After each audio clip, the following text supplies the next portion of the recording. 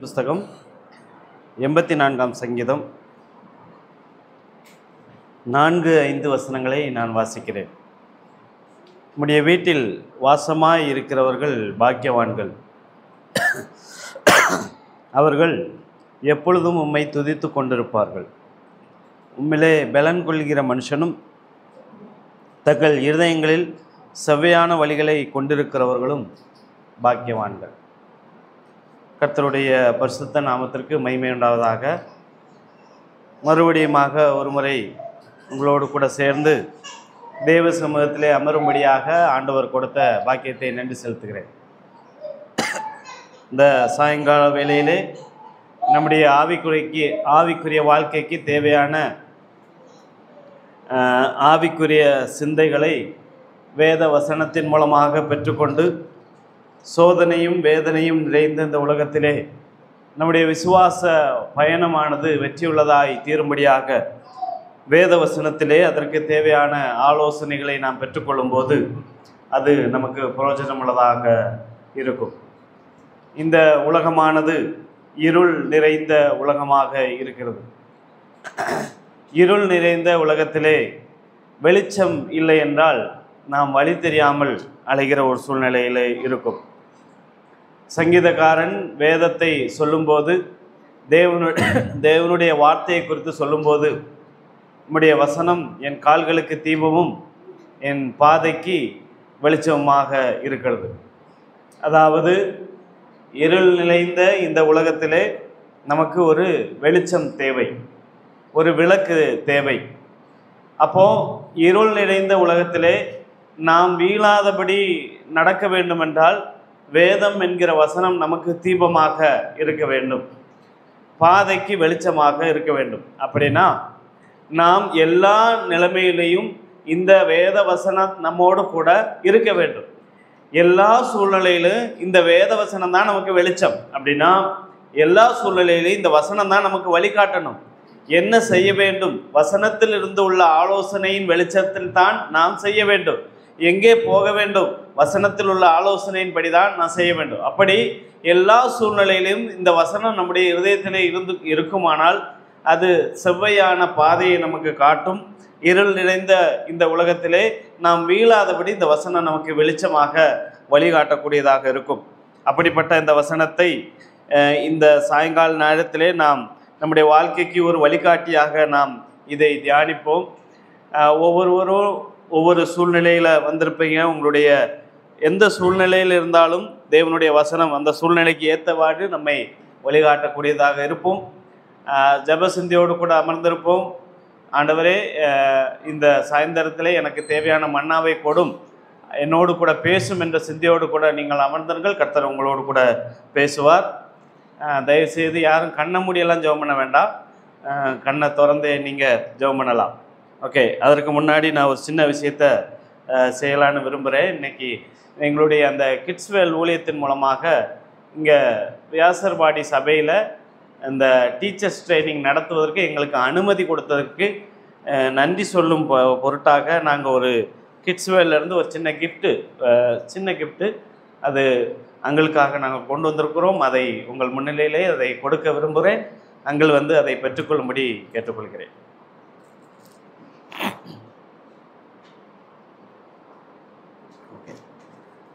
ரொம்ப நன்றி.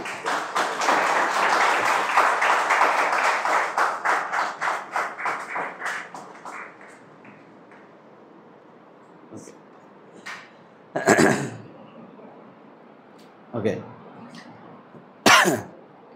நாம் வாசிக்கலாம். நம்முடைய கிறிஸ்தவ வாழ்க்கையிலே தேவனோடு உள்ள உறவு அது ரொம்ப முக்கியம். ஆண்டவரோடு நம்மளோட தனிப்பட்ட வாழ்க்கையில் இருக்கிற உறவு ரொம்ப முக்கியம்.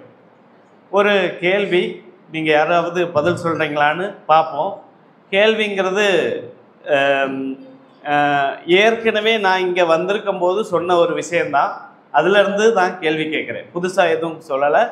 நீங்கள் பதில் சொல்லணுன்னா பரவாயில்ல, நானே பதில் சொல்லிடுவேன். இங்கே ஏற்கனவே நான் வந்திருக்கும் போது சொன்ன ஒரு விஷயம், அதிலிருந்து தான் கேள்வி கேட்குறேன். தெரிந்தவர்கள் சொல்லலாம், சொல்லலைன்னா பரவாயில்லை. தேவன் மனிதனை படைத்ததற்கான நோக்கம் என்ன? 3 நோக்கம் சொல்லியிருந்தேன் போன தடவை வந்திருக்கும் போது. தெரிந்தவர்கள் சொல்லலாம். தேவன் மனிதனை படைத்ததற்கான நோக்கம், அதில் 3 முக்கிய நோக்கம் இருந்துச்சு. பிரதர் கை தூக்கிட்டாரு, சொல்லுங்க. தேவனை அறிய வேண்டும், 1 கரெக்டு. இல்லை துதிப்பது, நீங்கள் சொன்ன பதில் 1 கரெக்டு. மொத்தம் 3 இன்னும் இருக்குது. அதில் உள்ளதை அவர் சொல்லிட்டாரு. இன்னும் 2 இருக்குது.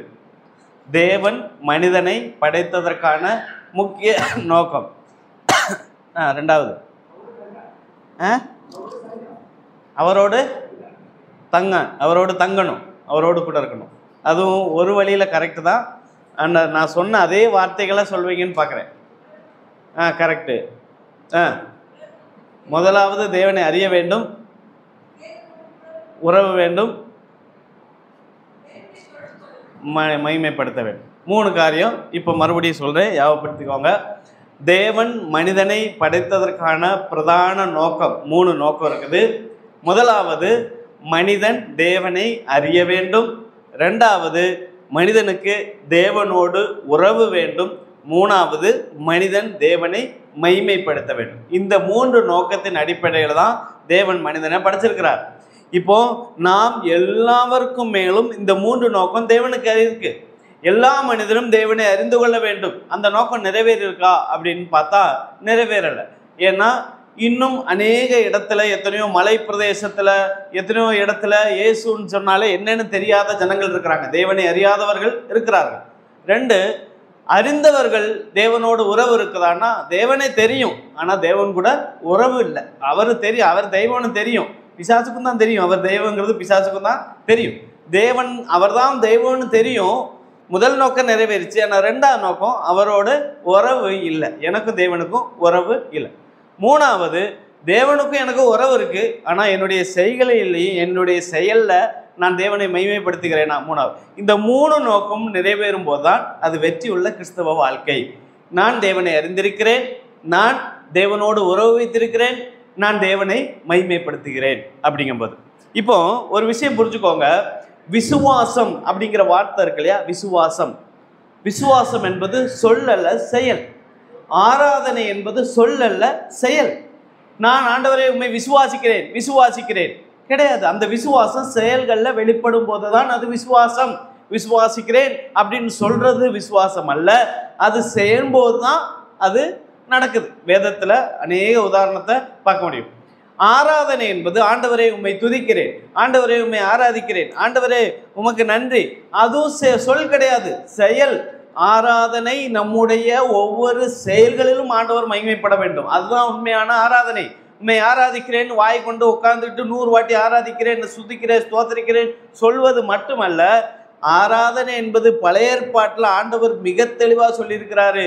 ஸ்தோத்திர பலி, என்னென்ன பலி, 5 விதமான பலிகளை ஆண்டவர் சொல்லியிருக்கிறாரு. போன வாட்டி அதையும் நம்ம பார்த்தோம். ஓகே, அந்த 5 விதமான பலிகளை செலுத்தும் போது எல்லாமே செயல் தான். பலி செலுத்தணும்னா ஆட்டை பிடிக்கணும், அதை கொண்டு வரணும், வெட்டணும், பலி அது ஒரு செயல். அதே போல தான் புதிய ஏற்பாட்டிலையும் சரி, ஸ்தோத்திரம் செலுத்துவது, ஆராதிப்பது என்பது நாம் செயலினாலே ஆண்டவருடைய நாமம் மகிமைப்பட வேண்டும். அதுதான் பூரணமான ஆராதனையாக இருக்குது. அப்போ அந்த தேவனோடுள்ள என்னுடைய வாழ்க்கையிலே தேவனோடுள்ள உறவு எப்படி இருக்கிறது அதைத்தான் நம்ம தியானிக்க போகிறோம். அது ரொம்ப முக்கியமான ஒரு காரியம். ஆண்டவரோடு உள்ள என்னுடைய தனிப்பட்ட வாழ்க்கையில் உள்ள உறவு. நம்ம இந்த ஆண்டவரோடு உள்ள உறவை பேசும்போது ரொம்ப ஈஸியாக பேசிட்டு போவோம். நாம் ஆண்டவரை துதிக்க வேண்டும், நாம் ஆண்டவருக்கு நாம் சொல்லுவோம். அந்த இடத்துல நாம்ங்கிற வார்த்தையை யூஸ் பண்ணவே கூடாது. அங்கே சொல்ல வேண்டிய விஷயம் நான் சாப்பிட்டா யார் வயிறு நிறையும்? என் வயிறு தான், உங்கள் வயிறு நிறையாது. ஓகே, அந்த விஷயத்தில் நாம் எப்போதுமே நான் என்கிற வார்த்தையை தான் சொல்ல வேணும். நான் என்னுடைய வாழ்க்கையிலே ஆண்டவரோடு உள்ள உறவு எனக்கும் ஆண்டவருக்கும் எப்படி இருக்கிறது அதை நம்ம வேதவசனத்தின் அடிப்படையில் சில சம்பவத்தின் அடிப்படையில் பார்ப்போம். ஏதோ தெரியாத வசனம், ரொம்ப கஷ்டமான வசனத்தெல்லாம் நம்ம பேச போகிறதில்ல. ரொம்ப எல்லாருக்கும் நமக்கு தெரிஞ்ச சில வசனத்தை நம்ம வாசிக்கலாம்.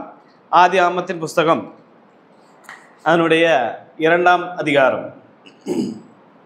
ஆதியாகமத்தின் புஸ்தகம் 22ஆம் அதிகாரம். ஆதியாகமத்தின் புஸ்தகம் 22ஆம் அதிகாரம் 7ஆம் வசனம்.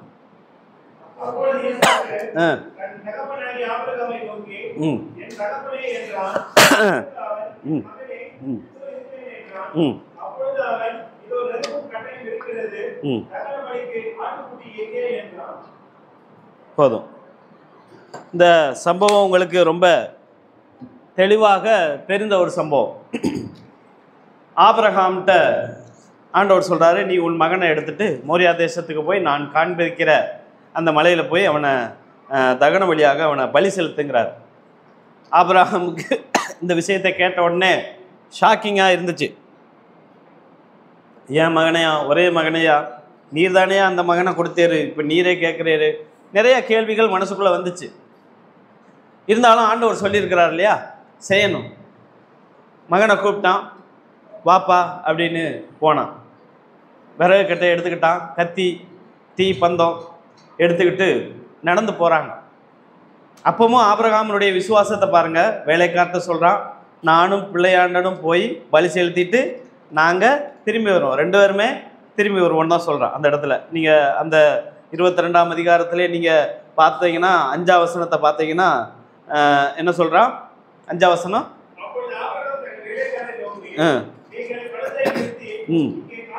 இங்கே நீங்கள் காத்துருங்க, நாங்கள் 2 பேரும் போகிறோம், நாங்கள் திரும்பி வருவோம். ஒரு விசுவாசத்தில் அவன் வாயிலிருந்து இந்த வார்த்தை வந்திருக்கு. அப்போ நாங்கள் 2 பேருமே திரும்பி வருவோம்னு சொல்லி போகிறான். போகும்போது தன்னுடைய மகன் கேட்குற கேள்வி, அப்பா விறகு இருக்குது, எல்லாம் தீவெட்டி இருக்குது, கத்தி இருக்குது, ஆட்டுக்குட்டி எங்கே? இந்த கேள்வி கேட்ட உடனே ஆபிரகாம் உடஞ்சி போயிட்டான். என்ன பதில் சொல்கிறேன்னே தெரில. ஒரு விஷயத்தை புரிஞ்சுக்கிடுவோம், இந்த கேள்விக்கு ஆபிரகாமால் உண்மையும் சொல்ல முடியாது, பொய்யும் சொல்ல முடியாது. சிந்திச்சு பார்த்துருக்கீங்களா? உண்மையை சொன்னால், உண்மைனா என்னது உண்மை? நீ ஒனியத்தாம்பா போய் அங்கே வெட்ட போகிறேன், வா போவோம் அப்படின்னு சொன்னால் என்ன ஆகும்? அவன் சின்ன பையன். அப்போ உண்மையை சொல்ல முடியாது. பலி செலுத்த போகிறோம், ஆண்டவருக்காக பொய்யை சொல்லிட்டு பலி செலுத்த போகவா? இல்லை. உண்மையும் சொல்ல முடியல அவனுக்கு, பொய்யும் சொல்ல முடியல. ஒரு இக்கட்டான சூழ்நிலை. ஆண்டவருடைய பிள்ளைகளே, நாம் பயபக்தியாக ஆண்டவருடைய வார்த்தைக்கு கீழ்ப்படிந்து ஆண்டவர் சொன்ன வண்ணமாகவே செய்ய வேண்டும் என்ற மனத்தில் இருக்கும்போது நம்முடைய வாழ்க்கையிலே நம்ம இப்படிப்பட்ட ஒரு சூழ்நிலையில வந்து நிற்போம். என்ன செய்யறதுன்னு தெரியாத ஒரு சூழ்நிலை, இக்கட்டான ஒரு சூழ்நிலை. இப்படிப்பட்ட ஒரு சூழ்நிலையில வந்து நிற்கும் போது ஆமான்னு சொல்ல முடியல, இல்லைன்னு சொல்ல முடியல, இங்கிட்டும் போக முடியல, அங்கிட்டும் போக முடியல, வீட்லையும் பிரச்சனை, ஆபீஸ்லயும் பிரச்சனை, எல்லா பக்கத்திலையும் நெருக்கப்படுகிற ஒரு அனுபவத்துல வந்து நிற்கும் போது அந்த இடத்துல விசுவாசிகளின் தகப்பனாகிய ஆபிரகாமினுடைய வாயிலிருந்து வந்த ஒரு சில பொன்னான வார்த்தைகள் அதற்கு அடுத்த வசனத்துல இருக்குது. என்ன வார்த்தைன்னு பாருங்க. இப்படி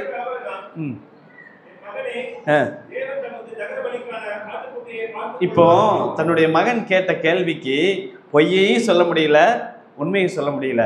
ஆனா அவன் அந்த நேரத்துல சொன்ன ஒரு வார்த்தை என்ன தெரியுமா? யெகோவா ஈரே. என்ன சொன்னான் தெரியுமா? கர்த்தர் பார்த்து கொள்வார். கிறிஸ்தவ வாழ்க்கையில, நம்முடைய வாழ்க்கையில ஒரு இக்கட்டான சூழ்நிலை வரும்போது, ஒரு வழி தெரியாத ஒரு சூழ்நிலை வரும்போது, கண்ணை கட்டி காட்டில் விட்ட கதையாக நம்முடைய வாழ்க்கையில எங்கும் இருண்டு அடுத்த அடி எடுத்து வைப்பதற்கான வழிகள் இல்லாத ஒரு சூழ்நிலையில நாம் பரிதவித்து போய் அந்த நேரத்துல என்ன செய்வது என்று சுய சிந்தையை, மூளையை குழப்பி கொண்டிருக்கிற நேரத்துல நம்முடைய வாயிலிருந்து வர வேண்டிய வார்த்தை தான் எது? கர்த்தர் பார்த்து கொள்வார். இக்கட்டான அந்த சூழ்நிலையில நம்மளால சொல்ல முடியுமா? தைரியத்தோடு கூட கர்த்தர் பார்த்து கொள்வார். ஆண்டவரோடு உள்ள அந்த உறவு அந்த இடத்துல தான் வெளிப்படுது. நாம் நம்ம நல்லா இருக்கும்போது, எந்த பிரச்சனையில் எந்த பிரச்சனையும் கிடையாது, வாழ்க்கையில் நல்ல சுகபோகமாக போய்கிட்டு இருக்கும்போது கர்த்தர் பார்த்து கொள்வார் அப்படின்னு சொல்கிறதெல்லாம் நிசானம் ஈஸி தான், சொல்லலாம், யார் வேணாலும் சொல்லலாம், கர்த்தர் பார்த்து கொள்வாரியா அப்படின்னு சொல்லலாம். ஆனால் இக்கட்டான ஒரு சூழ்நிலையில் கர்த்தர் பார்த்து கொள்வார் அப்படின்னு சொல்கிறது ரொம்ப கஷ்டம். ஆனால் தேவனுடைய பிள்ளைகளே, ஆண்டவரை முழுமையாக விசுவாசித்து வந்த நமக்கு நம்முடைய இக்கட்டான சூழ்நிலையில கர்த்தர் பார்த்து கொள்வார்னு நம்மளால சொல்ல முடிஞ்சதா? அங்கதான் நம்முடைய விசுவாசத்தினுடைய அளவு இருக்குது. நம்மளாம் எப்படி ரட்சிக்கப்பட்டோம்? எப்படி ரட்சிக்கப்பட்டோம்? விசுவாசத்தினாலே ரட்சிக்கப்பட்டோம். ஆண்டவரை விசுவாசிச்சோம், அப்படித்தானே ரட்சிக்கப்பட்டோம். விசுவாசிக்காம யாராவது ரட்சிக்கப்பட்டிருக்கீங்களா? இதுதான் உங்களை மறுபடியும் முக்க வேண்டியிருக்கும். இல்லை இல்லை, விசுவாசத்தினால தான் நம்மளாம் ரட்சிக்கப்பட்டோம். ஆண்டவரை விசுவாசித்தோம், அவரை இவர்தான் தெய்வம்னு சொல்லி அவரை அறிக்கையிட்டோம். பாவம், நான் ஒரு பாவி, என்னுடைய பாவத்தை மன்னியும் அப்படின்னு சொல்லி அவர்கிட்ட மன்னிப்பு கேட்டோம். அவரை விசுவாசித்ததுனால தான் ரட்சிக்கப்பட்டோம். அப்படி ரட்சிக்கப்படாத யாராவது இருந்தீங்கன்னா அவரை விசுவாசத்தின் மூலமாக தான் ரட்சிக்கப்பட முடியும். அப்போ நமக்கு ஆண்டவர் கொடுத்திருக்கிற பேரு விசுவாசத்தினாலே நாம் அவரை ஏற்றுக்கொண்டு ரட்சிக்கப்பட்டதுனால ஆண்டவர் நமக்கு கொடுத்திருக்கிற பேரு விசுவாசிகள். வியாசர்வாடி சபையின் விசுவாசிகள், அதான நமக்கு கொடுத்திருக்க பேரு.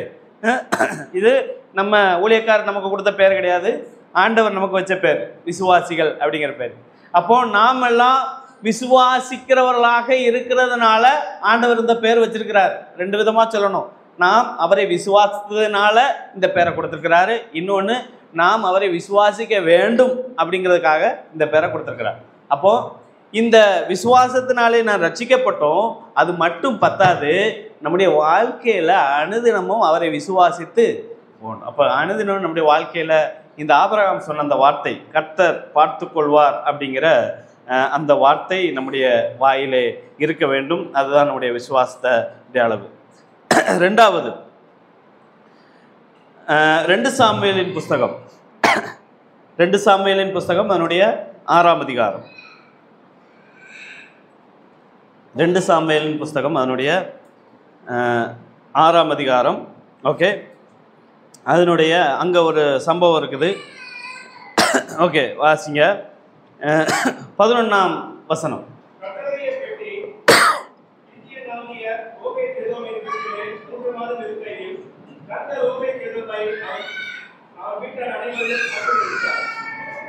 ஓகே, கர்த்தருடைய பெட்டி கீத்தியனாகிய ஓபேத் ஏதோம் வீட்டில் 3 மாதம் இருக்கும்போது கர்த்தர் ஓபேத் ஏதோமையும் அவன் வீட்டார் அனைவரையும் கர்த்தர் ஆசீர்வதித்தார் அப்படின்னு பார்க்குறோம். இப்போ கேருபீன்களின் நடுவிலே வாசமாக இருக்கிற சேனையினுடைய கர்த்தர் நாமம் தொழுது கொள்ளப் போகிற தேவனுடைய பெட்டியை பாலை யூதாவிலிருந்து கொண்டு வரும்படிக்கு தாவீது போகிறான். அப்போ கர்த்தருடைய பெட்டி புரஜாதியாரிடத்தில் இருக்குது. அதை தேவனுடைய பெட்டியை ஒரு புது ரதத்தின் மேலே ஏற்றி அதை கிபியாவில் இருக்கிற அபினதாபின் வீட்டிலிருந்து கொண்டு வந்தார்கள். அபினதாபின் குமாரனாகிய ஊசாவும் ஆகியோவும் அந்த புது ரதத்தை நடத்தி வராங்க. இப்படி கர்த்தருடைய பெட்டி நடத்தி கொண்டு வர்றாங்க. கொண்டு வரும்போது இந்த பெட்டி இப்படியே கொண்டு வரும்போது ஒரு ரதத்தில் கொண்டு வரும்போது அவர்கள் நாகோனின் களம் இருக்கிற ஒரு இடத்துக்கு வந்தபோது மாடுகள் மிரண்டு பெட்டியை மாட்டு வண்டியில் கொண்டு வராங்க. மாடுகள் மிரண்டு என்னாச்சு அப்படின்னா இந்த பெட்டி அசைஞ்சிருச்சு. மாடுகள் மிரண்டு பெட்டி அசைந்தபடினால ஊசாங்கிறவன் அந்த தேவனுடைய பெட்டியை நீட்டி அதை விழுந்துடக்கூடாதுன்னு பிடிச்சான். தேவனுடைய பெட்டியை ஆசாரியர்களை தவிர வேற யாரும் பிடிக்கக்கூடாது. அப்போ கர்த்தருடைய கோபம் ஊசாவின் மேல் மூண்டது. அவன் துணிவின் நிமித்தம் கர்த்தர் அவனை அடித்தார். அவன் அங்கே செத்துட்டான். தாவீது இதை பார்க்குறான், என்ன நடந்துச்சு. ஏன்னா தாவீதுக்கு இந்த விஷயங்கள்லாம் தெரியாது. இதை ஊசாவை அடித்த உடனே தான் தாவீது பார்க்குறான், ஓ அப்போ இப்படி கிடையாதோ, சிஸ்டமேட்டிக்காக பண்ணணும், அந்த லேவி கோத்திரத்தில் உள்ளவங்க தான் இதை ஹேண்டில் பண்ணணும், ஆசாரியர்கள் தான் இதை ஹேண்டில் பண்ணணும்னு சொல்லி அது வரைக்கும் 3 மாதம் இந்த கர்த்தருடைய பெட்டியை கொண்டு போய் ஓபேத் ஏதேம் என்பவனுடைய வீட்டில் வைக்கிறான். ஓகேவா? இந்த 3 மாதம் இவன் நியாயப்பிரமாணத்தை எடுத்து படிக்கிறான். அங்கே தான் லேவி ஆண்டவர் இஸ்ரவேல் ஜனங்களுக்கு சொன்ன அந்த சிஸ்டமேட்டிக்காக அந்த ஆசாரிய ஊழியம் எப்படி, பெட்டியை எப்படி ஹேண்டில் பண்ணுறது எல்லாம் இருக்குது. அந்த டைமில் தான் படிக்கிறான். இந்த 3 மாதம் இந்த பெட்டி ஓபேத் ஏதேம் என்கிறவனுடைய வீட்டில் இருக்குது. அந்த வசனத்தை எப்படி வாசிச்சீங்க? பெட்டி ஓபேத் ஏதேம் வீட்டில் இருந்துச்சு. அதுக்கடுத்த வரி அதான் ரொம்ப முக்கியம். சொல்லுங்க, எதனால? ரொம்ப நல்லா இருக்குல்ல? கர்த்தருடைய பெட்டியை கொண்டு வந்து வீட்டில் வச்சாச்சு. வீட்டில் வச்ச உடனே அந்த அடுத்த வரி வாசிக்கிறோம். கர்த்தர் ஓபேத் ஏதேமையும் அவன் வீட்டார் அனைவரையும், எதனால? பெட்டி அங்கே இருந்ததுனால. அப்படி தான் நம்ம நினைப்போம். கரெக்டு தானே? ஏதோ ஒரு மந்திர பெட்டி எங்களுக்கு இருந்தால் கொடுங்க, நாங்களும் வீட்டில் வச்சுறோம், எங்கள் வீடெல்லாம் ஆசீர்வதிக்கப்படும், அப்படி தான் நினைப்போம். அந்த வசனத்தை வாசிச்சா விஷயம் என்ன தெரியுமா? அது கர்த்தருடைய பெட்டி. அதை ஊசா தொட்ட உடனே கர்த்தரை அடிச்சிட்டாரு. இப்போ ஓபேத் ஏதோம் இதை பார்க்குறான். அப்போ அது கர்த்தருடைய பிரசன்னம் அங்கே இருக்குதுன்னு அவனுக்கு புரிஞ்சிருச்சு. இப்போ இந்த கர்த்தருடைய பிரசன்னம் இப்போ எங்கே இருக்கு? ஓபேத் ஏதோமுடைய வீட்டில் இருக்கு. கர்த்தர் ஏன் ஓபேத் ஏதோமே ஆசீர்வதிச்சா? அதான் ரொம்ப முக்கியமான விஷயம். அதை நான் தியானிக்கும் போது தான் ரொம்ப விஷயம் அதுல இருந்து வந்துச்சு. இந்த பெட்டி அங்க இருந்ததுனால இல்ல, இப்போ ஓபேத் ஏதோம் வீட்டில் நடக்கிற சம்பவத்தை சிந்திச்சு பார்ப்போமே. வீட்டில் போய் பெட்டி எங்கே வச்சிருப்பான்? வீட்டில் ஒரு முக்கியமான இடத்துல வச்சிருப்பான். நல்ல ஒரு அதுக்குன்னு ஒரு ரூம் வச்சு நல்லா சூப்பராக நம்ம பூஜை அறையெல்லாம் சொல்லுவோம்ல, அது மாதிரி ஒரு செப்பரேட்டாக அதை வச்சுருப்பான். சரி, இப்போ ஓபேத் ஏதோம் ஆஃபீஸ்லேருந்து லேட்டாக வர்றாரு. ஐடி கம்பெனியில் வேலை பார்க்காருன்னு வச்சுக்கணும். லேட்டாக வர்றாரு. மனைவி கடந்து கத்துறாங்க. ஓபேத் என்ன சொல்லியிருப்பான்? அமைதியாக, பெட்டி இருக்கு, அமைதியாக இருக்கு, கொஞ்சம் அமைதியாக பேசு, இப்படியெல்லாம் பேசக்கூடாது, அன்பா நடந்துக்கோ, பிள்ளைங்க சேட்டை பண்ணக்கூடாது, பெட்டி வீட்டில் இருக்குது, அமைதியாக இரு, வேர்டு வேர்ட்ஸ் எல்லாம் யூஸ் பண்ணக்கூடாது, சீரியல் போட்டா சீரியல் அமர்த்த முத, பெட்டி வீட்டில் இருக்கு, சீரியல்லாம் பார்க்கக்கூடாது வீட்டில், புரியுதா? சரி, பைபிள் எடுத்து வாசி, ஜெபம் பண்ணு. அவனுடைய செயல்களில் வித்தியாசம் வந்துச்சு. கர்த்தர் ஓபேத் ஏதோமையும் அவன் வீட்டையும் ஆசீர்வதிச்சு காரணம் அவன் மனசுக்கு இஷ்டப்படி எப்படியோ நடந்தா பெட்டி இருந்துச்சு, ஆசீர்வாதம் கிடைச்சி கிடையாது. பெட்டி இருக்கிறது ரெண்டாவது விஷயம், அவனுடைய செயலில் மாற்றம் வந்துச்சு. அதனால தான் கர்த்தர் ஓபேத் ஏதோமையும் அவன் வீட்டையும் ஆசீர்வதித்தார். நம்முடைய வாழ்க்கையில ஆசீர்வாதங்கிறது ஏதோ கொஞ்சம் சடங்காச்சாரம் இருக்குது, கரெக்டாக அதெல்லாம் செஞ்சுட்டோம் ஆண்டவர் ஆசீர்வாதம் கிடையவே கிடையாது. கரெக்டான டைமுக்கு நான் பைபிள் ஸ்டடிக்கு போயிருவேன், கரெக்டான ஆராதனைக்கு போயிருவேன், சபை சர்ச் விஷயத்தில் கரெக்டாக போயிரு, அந்த சடங்காச்சாரம் ஆண்டவர் எதிர்பார்க்கல. நம்முடைய அனுதின வாழ்க்கையில நடவடிக்கை இப்படி இருக்கிறது. கர்த்தர் ஓபேத் ஏதோமை ஆசீர்வதிப்பான காரணம் அதுதான். நம்முடைய வீட்டிலே நம்முடைய நடவடிக்கை எப்படி இருக்கிறது, நம்முடைய பிள்ளைகளுடைய நடவடிக்கை எப்படி இருக்கிறது, நம்முடைய வீட்டிலே அனுதினம் நம்முடைய பேச்சுவார்த்தை, கணவன் மனைவி பேச்சுவார்த்தை எப்படி இருக்கிறது, அதை பார்த்து பிள்ளைகள் வளர்கிறார்கள். இப்போ அதெல்லாம் கர்த்தருக்கு பிரியமாக இருக்கிறதா என்பதை நாம் சிந்திக்க வேண்டும். அதுதான் தேவன் தருகிற ஆசீர்வாதம். அப்படியாக தான் நான் பெற்றுக்கொள்ள முடியும், மற்றபடி வேற எதுவும் ரீதியில் பெற்றுக்கொள்ள முடியாது என்பதை இந்த வசனத்திலிருந்து பார்க்கிறோம். மறுபடி வருவோம். 2 ராஜாக்களின் புஸ்தகம், அதனுடைய 5ஆம் அதிகாரம். 2 ராஜாக்களின் புஸ்தகம் 5ஆம் அதிகாரம். அங்கேயும் ஒரு சம்பவம் இருக்குது. தேவனோடுள்ள உறவு எப்படி இருக்க வேண்டும், எப்படியெல்லாம் எதிர்பார்த்து கொண்டு இருக்க வேண்டும். ஓகே, 1ஆம் வசனம்.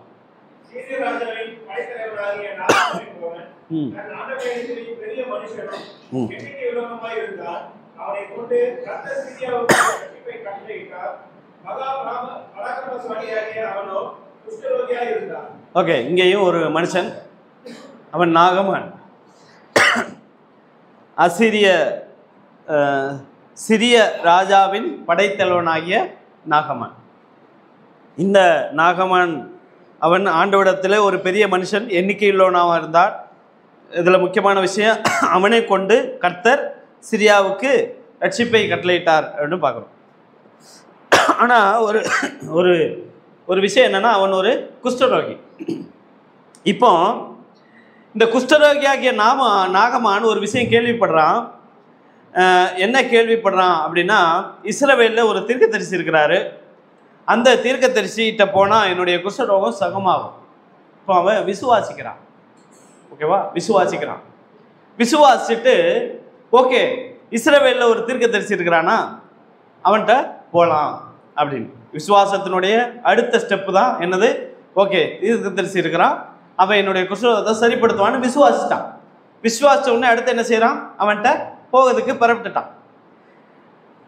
விசுவாசத்தினுடைய ஆண்டவரோட உறவில் நம்ம விசுவாசிக்கிறோம், ஆண்டவர்கிட்ட போனால் கிடைக்கும்னெல்லாம் நம்புகிறோம், ஆண்டவர்கிட்ட போகிறோம். அதுக்கடுத்து சில அடுத்த ஸ்டெப்பு தான் ரொம்ப முக்கியமான ஸ்டெப்பு. இப்போ போகிறான், போகும்போது அவன் அதுக்கு இடையில நிறைய சம்பவம் இருக்குது. இஸ்ரவேல் ராஜாவிடத்தில் நிருபத்தெல்லாம் கொடுத்து ஒரு கண்ட்ரி டு கண்ட்ரி, ஒரு நாட்டினுடைய படைத்தலைவன் இன்னொரு நாட்டுக்கு போகணும்னா அதற்கான ப்ரொசீஜர்லாம் இருக்குது. அந்த ப்ரொசீஜர் படியெல்லாம் செய்கிறான். ராஜாவுக்கே கடிதம் எழுதி அங்கெல்லாம் போகுது, அங்கே சில கம்யூனிகேஷன்லாம் இருக்குது. ஆனால் அங்கே ஒரு முக்கியமான விஷயத்தை நான் சொல்கிறேன். அதனுடைய 9ஆம் வசனத்தை வாசிப்போம். 9:10. ம், ஓகே, ஒரு பெரிய படையோட வந்து நிற்கிறான். அப்போ எலிசா ஆ ஆ ஆ இப்போ இந்த நாகமான் வந்தான் இல்லையா, முதல் விஷயம் புரிஞ்சுக்கோங்க, அவன் விசுவாசித்தான். அதுக்கடுத்து புறப்பட்டு வந்தான். புறப்பட்டு வந்து ரதத்தோடு குதிரையோடு அவனுடைய படையோட வந்து நிற்கிறான். நின்ன உடனே இவன் கேள்விப்படுறான். என்ன சொல்கிறான்? இந்த நீங்கள் கரெக்டாக சிரியாவை பார்த்தீங்கன்னா, இஸ்ரவேலையும் பார்த்தீங்கன்னா, இஸ்ரவேலுடைய தெற்கு தேசத்தில் தான் எலிசா வந்து தீர்க்கதரிசியாக இருந்தான். இஸ்ரவேல் தாவீது சாலமோன், அப்புறமா சவுல், தாவீது சாலமோன். சாலமோனுக்கு அப்புறமா ராஜ்யம் ரெண்டாக பிரிஞ்சிருச்சு, தெற்கு தேசம் வடக்கு தேசம். ஓகே, அதில் வடக்கு தேசத்துக்கு தான் எலிசா தீர்க்கதரிசியாக வந்தார். அநேக தீர்க்கதரிசிகள் நம்ம வேதத்தில் பார்க்குற மைனர் ப்ராப்பர்ட்ஸ் எல்லாருமே தெற்கு தேசத்துக்கு தான் தீர்க்கதரிசியாக வந்தாங்க. ஒரு சில குறிப்பிட்ட தீர்க்கதரிசிகள் தான் வடக்கு ராஜ்யத்துக்கு தீர்க்கதரிசனம் சொன்ன வந்தாங்க. அதில் முக்கியமாக எலியாவும் எலிசாவும் வடக்கு தேசத்திற்கு தான் தீர்க்கதரிசியாக வந்தார்கள். அவர்கள் வந்து அசீரியாவுக்கு தெற்கு தேசம் சிறைப்பட்டு போகும் அப்படிங்கிறத தீர்க்க தரிசனமாக உரைக்க வந்தார்கள். அது அவர்கள் கூற்றுப்படி 2 ராஜாக்களின் புஸ்தகம் 17ஆம் அதிகாரத்திலே அசீரியாவுக்கு வடக்கு ராஜ்யம் சிறைப்பட்டு போனது. 2 ராஜாக்களின் புஸ்தகம் 25ஆம் அதிகாரத்திலே தெற்கு ராஜ்யமாகிய யூதேயா பாபிலோனுக்கு சிறைப்பட்டு போனது. ஓகே, இப்போ விஷயம் என்னன்னா, இவன் குதிரையோடு ரதத்தோடு வந்து நிற்கிறான். நீங்கள் அங்கேருந்து பார்க்கும்போது இந்த சிரியாவிலேருந்து இஸ்ரவேலுடைய வடக்கு தேசத்துக்கு வரும்போது யோர்தானை தாண்டி தான் வரணும். எப்படி? யோர்தானை தாண்டி தான் வரணும். இந்த யோர்தானை தாண்டி வந்ததுக்கப்புறம் எலிசா என்ன சொன்னான்? நாகமான்ட்ட இப்போ வாசிச்ச வசனம் தான், நீ வாசிக்க, யோர்தானில் போய் அதை தாண்டி தானே இவன் வந்திருக்கிறான், சரிதானே? யோர்தானை தாண்டி தான் வந்திருக்கிறான். Thank you brother. யோர்தானை தாண்டி தான் வந்திருக்கிறான். இப்போ அவன்கிட்டே போய் நீ யோர்தானில் போய் முங்கு. அதை கேட்ட உடனே நாகம்மன் என்ன பண்ணுறான்னா, அடுத்த வசனத்தில் ஸ்டார்டிங்கில் இருக்குது, முதல் வரியே வாசிங்க, சத்தமாக வாசிங்க, சாப்பிடல. ஓகே, இதை கேட்ட உடனே நாகமானுக்கு என்னாச்சு? சொல்லுங்க. கடும் கோபம். கடும் கோபம்னா என்னது? பல்ல கடிச்சிட்டு அந்த யோர்தானை தாண்டி தானே நான் வந்துக்கிட்டு இருக்கேன், முதல்ல சொல்ல வேண்டியதானே அப்படின்னு. இப்போ கோபம் கொண்டது எதுக்கு தெரியுமா? இவன் தொடங்கினதே விசுவாசத்தில் தான் தொடங்கினான். இஸ்ரவேலில் தீர்க்கதரிசி இருக்கிறான், எனக்கு சுகம் கொடுப்பான், விசுவாசத்தோடு தான் வந்தான். என் வாழ்க்கை நல்லா தாங்க ஆரம்பிச்சு, விசுவாச வாழ்க்கை தொடக்கத்தும் போது நான் ஆண்டவரை விசுவாசித்து ஆண்டவரை நம்பி தான் வந்தேன். ஆண்டவர் எல்லாத்தையும் பார்த்து கொள்வார், கர்த்தர் பார்த்து கொள்வார், யெகோவா ஈரே, ஹல்லேலூயா, ஸ்தோத்திரம் அப்படின்னு சொல்லிட்டு தான் என் விசுவாச வாழ்க்கை வந்துச்சு. அப்படியே வந்துக்கிட்டு இருந்துச்சு. விசுவாச வாழ்க்கை வந்து வந்து வந்து வந்து இந்த இடத்துல ஸ்டாப் ஆகி கடும் கோபம் கொண்டு யார் மேலே? யாரை நம்பி வந்தானோ அவன் மேலே கடும் கோபம் கொண்டு.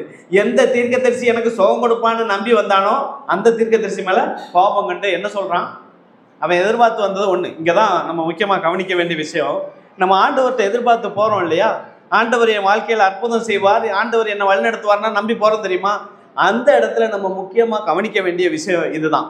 கடுங்கோபம் கொண்டு வாசிங்க.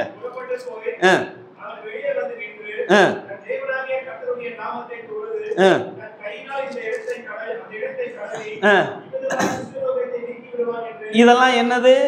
அவன் எதிர்பார்த்து வந்தது. எப்படி எதிர்பார்த்து வந்தான்?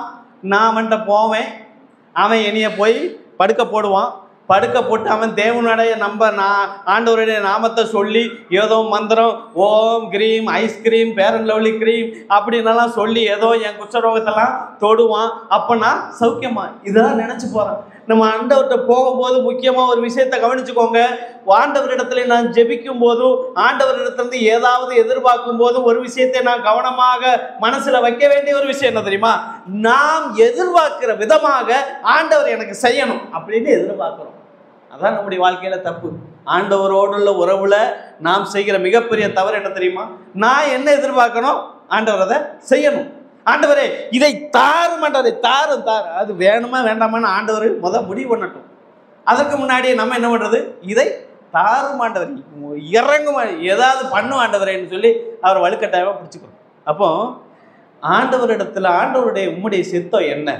ஆண்டவரே இது எனக்கு வேணுமா வேண்டாமா உமக்கு தெரியும், இந்த சிச்சுவேஷனுக்குள்ளாக நான் வரணும். தேவனுடைய அந்த உறவுல நாம் ஒரு மெச்சூரிட்டி அந்த சின்ன பிள்ளைக்கு அடம் பிடிக்கிற மாதிரி வேணுங்கிறது மாதிரி இல்லாதபடி தேவனோடு உள்ள உறவுல ஒரு மெச்சூரிட்டி. ஆண்டவரே, இது எனக்கு தேவையா, நான் இதை செய்யணுமா, இல்லை ஆண்டவரே என்ன சொல்றீரோ நான் அதன்படி செய்கிறேன். இப்போ மறுபடி அவன் அந்த எலிசா சொன்னபடியாக யோர்தான் நதியில போய் முங்குனா.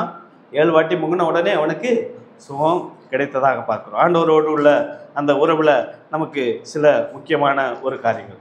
கடைசியாக நான் ஒரு விஷயத்தை நான் சொல்லி முடிக்க ஆசைப்படுகிறேன். தேவனோடு உள்ள உறவுல தீமோத்தேயுக்கு எழுதின நிருபம், ஓகே, தீமோத்தேயுக்கு எழுதின 2ஆம் நிருபம், ஓகே, அப்போஸ்தலனாகிய பவுல் தீமோத்தேயுக்கு எழுதின 2ஆம் நிருபம், அதனுடைய 6, 7, 8 வசனங்கள். 6, 7, 8 வசனங்கள். 6ஆம் வசனம், 2 தீமோத்தேயு அதனுடைய 4ஆம் அதிகாரம் 6, 7, 8 வசனம்.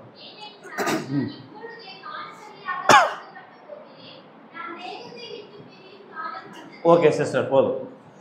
அப்போஸ்தலனாகிய பவுல் தன்னுடைய உடன் ஊழியக்காரனாகிய தீமோத்தேயுக்கு சொல்லும்போது சொல்றாரு, நான் இப்பொழுது பான பலியாக வார்க்கப்பட்டு போகிறேன், நான் தேகத்தை விட்டு பிரியும் நேரம் வந்தது. அவர் தன்னுடைய கடைசி நாட்களில் எழுதின ஒரு நிருபம் தான் இந்த தீமோத்தேயு நிருபம். இந்த நிருபத்தை எழுதும்போது இந்த இடத்துல இந்த வசனத்தில் 6ஆம் வசனத்தில் he is talking about the present situation, current situation. இப்போ என்ன நடக்குது என் வாழ்க்கையில், என்ன நடந்து கொண்டு இருக்கிறதுன்னு சொல்றார். பிரசன்ட்ல இப்பொழுதே அப்படின்னு சொல்றார். இப்பொழுதே நான் பானபலியாக வார்க்கப்பட்டு போகிறேன், நான் தேகத்தை விட்டு பிரிகிற நேரம் வந்துச்சு. அப்படிப்பட்ட அந்த கடைசி சூழ்நிலையில இப்போ உள்ள காரியத்தை சிந்திச்சுட்டு அதுக்கு அடுத்த வசனத்துல திரும்பி பார்க்கிறார். அடுத்த வசனம் என்ன போட்டிருக்குது? திரும்பி பார்க்கிறார். போதும். அந்த இப்போ உள்ள காரியத்தை சொல்றாரு, நான் இப்பொழுதே பானபலியா வாக்கப்பட்டு போகிறேன். அடுத்த வசனத்துல பின்னாடி திரும்பி பார்க்கிறார். பின்னாடி திரும்பி பார்த்து தன் ஆண்டவருக்காக செய்த காரியங்களை பார்க்கிறார். ஆண்டவரோடுள்ள தனக்குள்ள உறவை பத்தி பார்க்கிறார். ஆண்டவரோடுள்ள தனக்கு உள்ள உறவை அவர் பார்க்கும்போது என்ன பார்க்கிறாரு? முதல்ல நான் சொல்லுங்க, நான் சொல்லுங்க நல்ல. இப்போ எனக்கு இதில் தான் ரொம்ப எனக்கு ஸ்டக்கான ஒரு விஷயம் என்ன தெரியுமா? போராட்டம் அப்படின்னா பிடிக்குமா பிடிக்காதா? போராட்டம், வாழ்க்கையே ஒரே போராட்டமாக இருக்குதுன்னா நல்லா இருக்குன்னு நான் சொல்லுவீங்க. பாயாசம் நல்லா இருந்துச்சு சொல்லலாம், ஓகே. சிக்கன் குழம்பு நல்லா இருந்துச்சு சொல்லலாம், மட்டன் குழம்பு நல்லா இருந்துச்சு சொல்லலாம். போராட்டம் நல்லா இருந்துச்சு சொல்லுவீங்களா? போராட்டம்னாலே சரி ஒரே போராட்டமாக இருக்கு. ஆனால் இவர் என்ன சொல்கிறாரு? நான் போராடினேன், இந்த போராட்டம் என்ன போராட்டம்?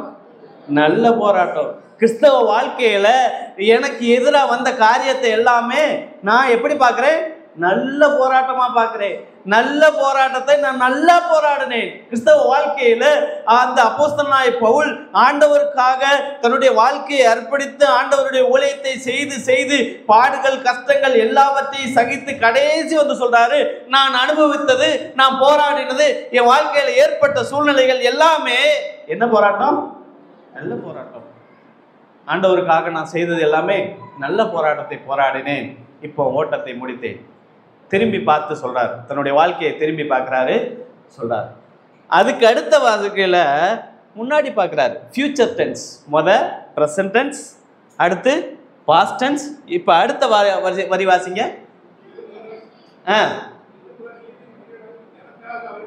அடுத்து ஃபியூச்சரை பார்க்கிறாரு.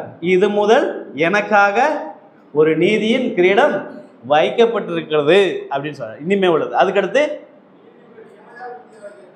நீதி உள்ள நியாயாதிபதி ஆகிய கர்த்தர் அந்த நாளிலே எனக்கு தருவார். இதுதான் கிறிஸ்தவ வாழ்க்கையில முக்கியமாக தேவனோடு உள்ள உறவினுடைய ஒரு அல்டிமேட் விக்டரி. கடைசியான ஒரு வெற்றி என்ன தெரியுமா? நம்முடைய எல்லாருடைய வாழ்க்கையிலையும் இதை நாம் சொல்ல வேண்டிய ஒரு நிலைக்கு வரும்போது தான் ஒரு வெற்றி உள்ள கிறிஸ்தவ வாழ்க்கைக்கு வந்திருக்கிறோம்னு அர்த்தம். இப்போ உள்ள அந்த பிரசன்ட் டென்ஸ்ல என்னுடைய வாழ்க்கையில் என்ன இருக்குது? எனக்கு பின்னாடி நான் கடந்து வந்த பாதை எப்படி இருக்குது, எனக்கு முன்னாடி என்ன இருக்குது. இஸ்ரவேல் ஜனங்கள் எகிப்தின் அடிமைத்தனத்திலிருந்து கானானுக்கு போகிறாங்க. கானானுக்கு போகும்போது ஆண்டவர் அழைக்கும் போது அவங்க அந்த கானான் பிரயாணத்தில் அந்த வனாந்தரத்திலிருந்து அவங்க திரும்பி பார்த்தாங்கன்னா அவங்களுக்கு ஒரு சாட்சி சொல்லலாம். நாங்கள் எகிப்தில் அடிமையாக கிடந்தையா, அங்கே சீரழிஞ்சு செங்கல் சுமந்துக்கிட்டு இருந்தோம், அங்கிருந்து கர்த்தர் எங்களை விடுவிச்சாரு, அற்புதமாக அதிசயமாக செங்கடல் பிளந்து எங்களை வழி நடத்தினார் அப்படின்னு அவங்களுக்கு சொல்லலாம். அதுக்கடுத்து அவங்க எதிர்காலத்தை பார்த்து எங்களுக்காக ஒரு நித்திய ஒரு கானான் தேசத்தை பாலும் தேனும் ஓடுகிற ஒரு செழிப்பை வச்சிருக்கிறார் முன்னாடி பார்த்து சொல்லலாம். இந்த வழி பிரயாணத்தில் என்ன சொல்லலாம், எங்களுக்கு மேக ஸ்தம்பம் அக்கினி ஸ்தம்பம் மண்ணாவை தந்துக்கிட்டு இருக்காருன்னு சொல்லலாம். இதே மாதிரி தான் கிறிஸ்தவ வாழ்க்கையில் நமக்கு பின்னாடி திரும்பி பார்த்தோம்னா ஒரு பாவத்திலிருந்து உள்ள ஒரு விடுதலை, முன்னாடி பார்த்தோம்னா நமக்காக ஆண்டவர் வைத்திருக்கிற நித்தியமான ஒரு கானான் தேசம், இப்போ நம்ம பார்த்தோம்னா அனுதினமும் நம்மை தேவன் வழிநடத்தி கொண்டிருக்கிற அந்த ஆவிக்குரிய மன்னாவையும் போஷித்து நம்மை வழிநடத்துகிற சூழ்நிலை இந்த இடத்துலலாம் நம்ம நிற்கிறோம். ஆனால் இந்த அவஸ்தையில் இருந்து இன்னும் தேவனை அறியாமல் இன்னும் அதே எகிப்தின் அனுபவத்தில் இருக்கிறீர்கள் என்றால், அல்லது நான் ரட்சிக்கப்பட்டேன், ஆண்டவருக்காக வந்துட்டேன், ஆனாலும் என் மனசு இன்னும் எகிப்தில் தான் இருக்குது, மறுபடியும் எகிப்துக்கு போகிற பிளானில் தான் இருக்கிறேன் அப்படின்னு இருப்பேங்க. நான் சொன்னேன், இந்த கர்த்தாவாகிய இயேசு கிறிஸ்துவை நாம் அறிந்து உணர்ந்து அவரோடுள்ள அந்த உறவு நாள்தோறும் புதுப்பிக்கப்படும் போது அது வெற்றியுள்ள கிறிஸ்தவ வாழ்க்கையாக மாறுகிறது. தேவன் மனிதனை படைத்தார், மனிதனை தேவ சாயலாக படைத்தார், பாவம் இல்லாதவனாக படைத்தார். ஆனால் மனிதன் தேவனுடைய கட்டளைக்கு கீழ்ப்படியாமல் போனபோது மனிதன் பாவியாக மாறினான். பாவம் என்பது தேவனையும் மனிதனையும் பிரிக்கிற ஒன்று. அப்படிப்பட்ட மனிதன் பாவம் செய்த போது மனிதன் பாவியாக மாறினான், தேவனோடுள்ள உறவு அற்றுப்போனது. அதனால் இப்பெல்லாம் மனிதன் அந்த ஆதாம் முதல் மனிதனாகிய ஆதாமனுடைய வித்து சகல மனிதனுக்குள்ளாக இருக்கிறது. அப்படி சகல மனிதனும் ஆதாமிலிருந்து உருவானபடியினால் எல்லா மனிதனும் பாவிகளாக இருக்கிறார். நாமெல்லாம் பாவம் செஞ்சதுனால நமக்கு பாவின்னு பேர் வரலை, நாம் பாவிகளாக இருக்கிறதுனால நாம் பாவம் செய்து கொண்டு இருக்கிறோம். அப்படி எல்லா மனிதனும் பாவியாக இருக்கும்போது அந்த பாவத்துக்கு பரிகாரம் என்று ஒன்று இருக்கிறது. தேவன் நீதியுள்ள தேவனாக இருக்கிறபடினால் பாவத்தை அவர் ஏற்றுக்கொள்ள முடியாது. தேவன் அன்புள்ள தேவனாக இருக்கிறதுனால் பாவியை தள்ளிவிடவும் முடியாது. அப்படி நீதியுள்ள தேவன் பாவத்தை வெறுக்கிறார், அன்புள்ள தேவன் பாவியை நேசிக்கிறார். அதனால மனிதனை மறுபடியுமாக தன்னிடத்திலே மீட்டுக்கொள்ள வேண்டும் என்று ஆசைப்படுகிறார். அதற்கு வழி என்ன? வேதம் சொல்லுகிறது, ரத்தம் சிந்துதல் இல்லாமல் பாவ மன்னிப்பு இல்லை. எந்த ரத்தத்தை சிந்த வேண்டும்? பாவமில்லாத ரத்தத்தை சிந்த வேண்டும். ஆதாமின் மூலமாக பிறந்த சகல மனிதனும் பாவியாக இருக்கிறபடினாலே மனிதனுடைய ரத்தத்தை சிந்த முடியாது. அதனால பாவமில்லாத ரத்தத்தை சிந்து பொருட்டாக தேவனாகிய கர்த்தர் பூமியிலே மனிதனாக அவதரித்து பாவம் இல்லாமல் இந்த உலகத்திலே பிறந்து பாவம் இல்லாமல் இந்த உலகத்திலே வாழ்ந்து பாவமில்லாத தன்னுடைய ரத்தத்தை முழுவதுமாக பாவியாகிய மனிதனுக்காக சிந்தி பாவியாகிய மனிதனை பரிசுத்தவானாய் மாற்றுவதற்காக பாரமேறிய சிலுவையை சுமந்து பாவிக்கு பதிலாக அந்த சிலுவையிலே அவர் பலியாக தீர்ந்து பாவியை பரிசுத்தவானாய் மாற்றினார். இந்த இயேசு கிறிஸ்துவை யாரெல்லாம் விசுவாசிக்கிறார்களோ ஏற்றுக்கொள்வார்களோ அவர்களுக்கு நித்திய வாழ்வு இருக்கிறது.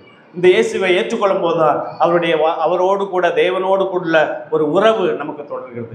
இந்த உறவு இல்லாமல் யாராவது இங்கே வந்திருப்பீர்கள் என்றால் நாம் செய்ய வேண்டிய ஒரே ஒரு காரியம், முதலாவது நான் ஒரு பாவி என்று ஒத்துக்கொள்ள வேண்டும். இரண்டாவது, என்னுடைய பாவத்திற்காக இயேசு கிறிஸ்து இந்த பூமிக்கு வந்தார் என்றும் சிலுவையிலே அவருடைய பாவம் இல்லாத ரத்தத்தை சிந்தினார் என்றும் விசுவாசிக்க வேண்டும். நான் ஒரு பாவி என்றும் என்னுடைய பாவத்திற்காக இயேசு மரித்தார் என்றும் விசுவாசித்து என்னுடைய பாவத்தை மன்னியும், என்னுடைய உள்ளத்திலே வாரும், உம்மை என்னுடைய இருதயத்திலே சொந்த இரட்சகராகவும் கர்த்தராகவும் ஏற்றுக்கொள்கிறேன். இந்த வார்த்தையை இருதயத்திலே விசுவாசித்து நாவினாலே அறிக்கையும் செய்ய வேண்டும், நாவினாலே சொல்ல வேண்டும். அப்படி சொல்லும்போது நாம் ரட்சிக்கப்படுகிறோம். அப்படி சொல்லாத யாராவது இங்கே இருப்பீர்கள் என்றால் இந்த இயேசுவை ஏற்றுக்கொள்ளுங்கள், நித்திய ரட்சிப்பை பெற்றுக்கொள்ளுங்கள். இயேசு கிறிஸ்துவை ஏற்றுக்கொண்ட சகோதரர்கள் இங்கே இருக்கிறவர்கள் உங்களுடைய உறவுகளை ஆண்டவரோடு புதுப்பித்துக் கொள்ளுங்கள். எப்படி ஆபிரகாம் சொன்னானோ அதே போல எல்லா சூழ்நிலையிலும் கர்த்தர் பார்த்து கொள்வார் என்கிற ஒரு அனுபவத்துக்கு வாங்க.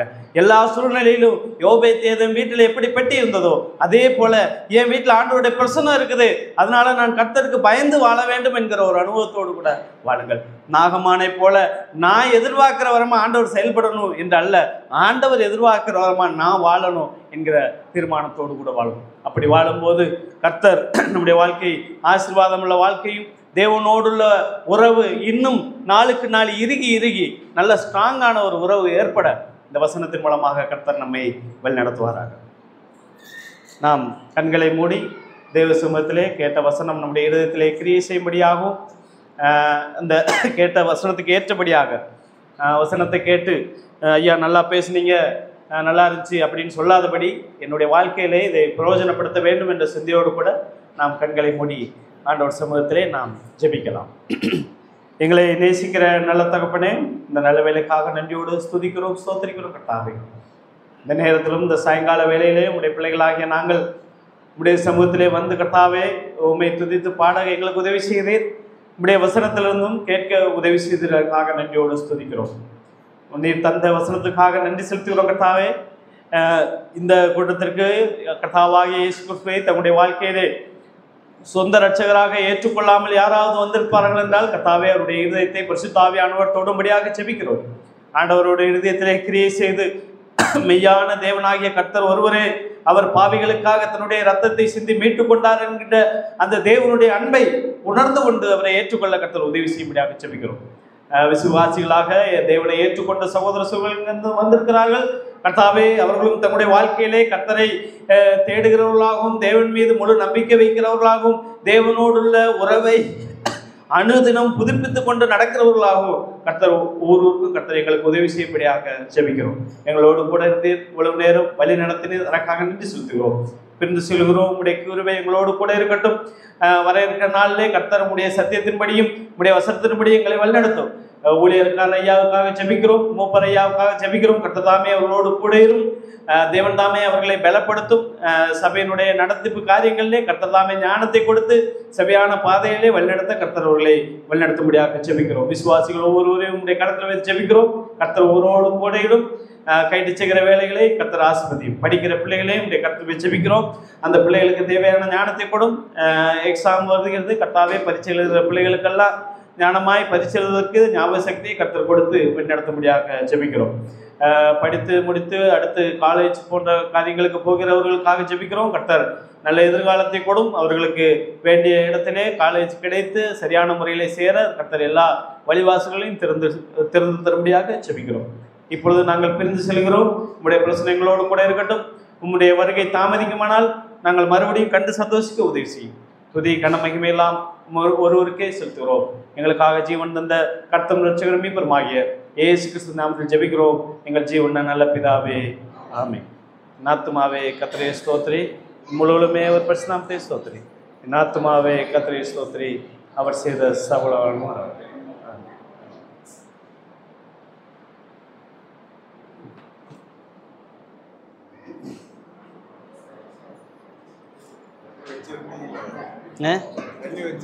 கொண்டு வந்திருக்காங்க விசுவாசிய. எனக்கு இடையில அந்த இருமல் வருது, சுடுதண்ணி குடிக்க.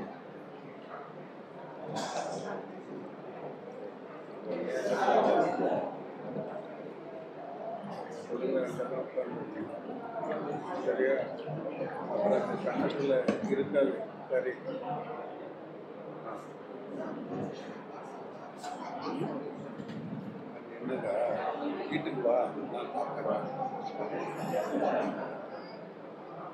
சரி வீட்டுக்கு வரியா? நான் இதை காட்டுறேன் என்னதுன்னு. சரி, என்னன்னு பார்க்கணும். இவங்க அக்கா தானே வந்தது.